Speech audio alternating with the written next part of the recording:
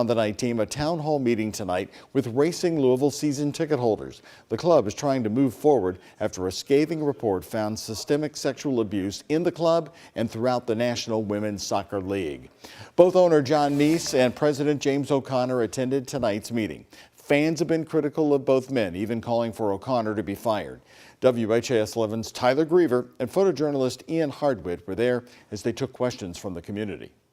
This was the first time we've heard from Soccer Holdings owner John Neace or President James O'Connor since the Yates and NWSLPA investigative reports were released. Keep in mind, this was an event for season ticket holders where the questions they had were submitted beforehand for O'Connor and Neace to then answer. I think the biggest thing is regret to start with. I think when you look at the appointment, I never believed that anything like that could ever happen at our football club. It's something that will never leave me. Neace and O'Connor think Christy Holly's alleged sexual abuse of Aaron Simon and the investigations that followed showed them a need for a deeper vetting process. A greater depth around, I would say, that process, and that's probably the biggest thing that we've done throughout. But they still entered a non-disclosure agreement with Holly after firing him, something the two say was because of legal advice. Was it the right course of action looking back?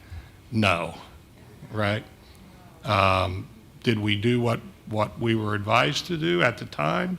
Yes, we did. Partly citing Racing's status as a new club in the NWSL, they also did not see patterns in prior complaints from players about culture and environment, eventually adding up to something like sexual assault. There's a comparison relative to the level of complaint.